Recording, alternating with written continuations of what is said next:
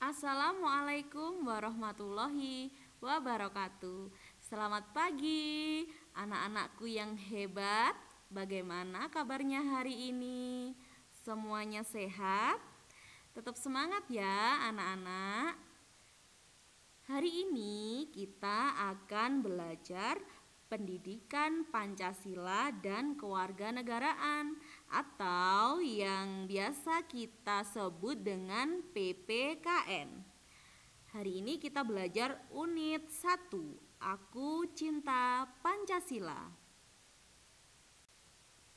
Tujuan pembelajaran hari ini yang pertama, melalui mengamati kegiatan cerita bergambar, peserta didik dapat menceritakan kembali sikap yang sesuai dengan nilai-nilai Pancasila. Yang kedua, melalui kegiatan membaca dan menyusun suku kata Pancasila, peserta didik mengenal kalimat sila Pancasila.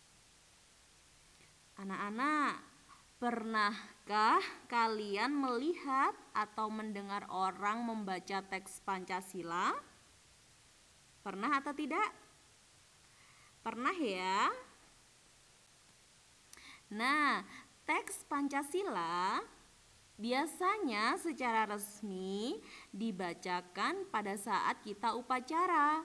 Kemudian kadang-kadang kita juga membaca teks Pancasila sebelum memulai belajar di sekolah. Anak-anak sudah tahu atau belum bacaan Pancasila? Yuk kita baca teks Pancasila bersama-sama. Pancasila. 1. Ketuhanan yang Maha Esa. 2. Kemanusiaan yang adil dan beradab. 3. Persatuan Indonesia. 4. Kerakyatan yang dipimpin oleh hikmat, kebijaksanaan dalam permusyawaratan perwakilan.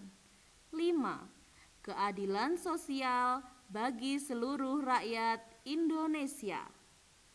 Nah, itulah anak-anak isi dari teks Pancasila. Apakah anak-anak sudah hafal? Sekarang kita akan belajar makna sila-sila Pancasila.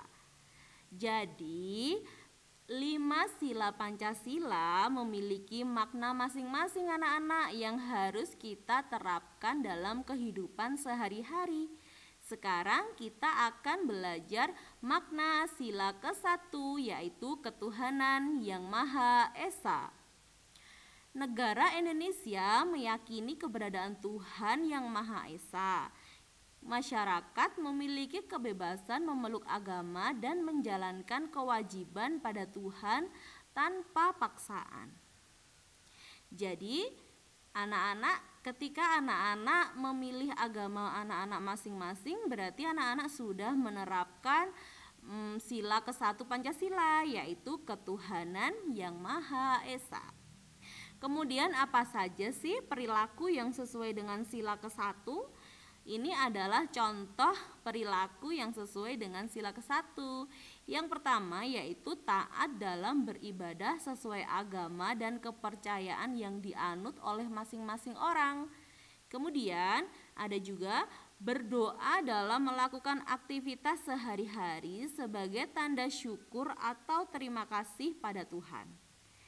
Selanjutnya, menghargai dan menghormati agama dan kepercayaan orang lain yang berbeda dengan kita. Jadi ketika anak-anak taat dalam beribadah, selalu berdoa, dan menghargai teman-teman kalian yang memeluk agama lain, itu anak-anak sudah menerapkan ya sesuai dengan sila ke-1 Pancasila. Sekarang makna kedua Pancasila, yaitu kemanusiaan yang adil dan beradab. Di sini maksudnya sesama manusia harus saling menghargai dan menghormati. Meskipun kita memiliki banyak perbedaan, tetapi seluruh rakyat Indonesia harus bersikap adil dan menjunjung nilai kemanusiaan satu sama lain.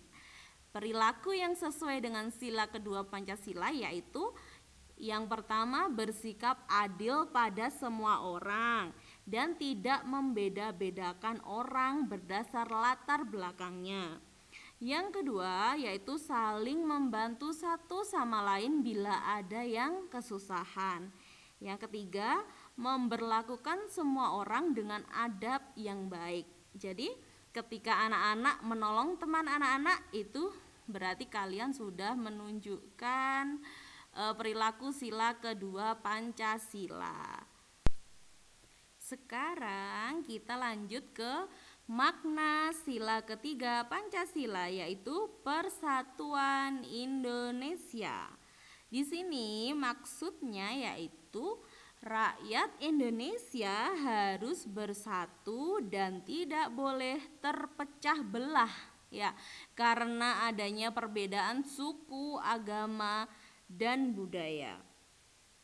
Dan perilaku yang sesuai dengan sila ketiga Pancasila yaitu yang pertama, bekerja sama dengan teman di sekolah saat mengerjakan tugas kelompok.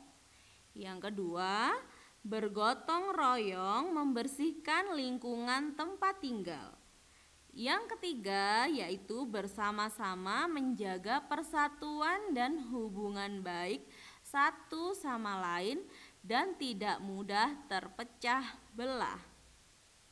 Seperti itu anak-anak. Jadi kalau anak-anak suka bergotong royong di lingkungan tempat tinggal anak-anak, berarti anak-anak sudah melaksanakan perilaku yang sesuai dengan sila ketiga Pancasila. Dan masih banyak lagi contoh yang lainnya. Makna sila keempat Pancasila yaitu kerakyatan yang dipimpin oleh hikmat, kebijaksanaan dalam permusyawaratan perwakilan. Di sini maksudnya negara Indonesia ini menjunjung tinggi nilai kerakyatan dan selalu melakukan musyawarah ya untuk mencapai mufakat. Dan perilaku yang sesuai dengan sila keempat yaitu mencari solusi untuk menyelesaikan masalah dengan musyawarah bersama.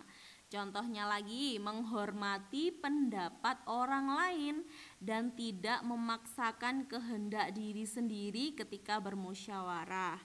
Yang ketiga, menerima hasil musyawarah untuk kebaikan bersama dengan lapang dada.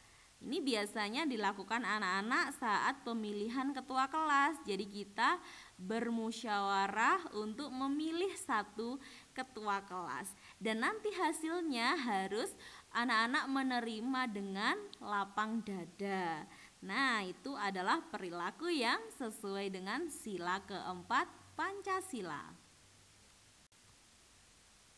Sekarang makna sila kelima Pancasila yaitu keadilan sosial bagi seluruh rakyat Indonesia.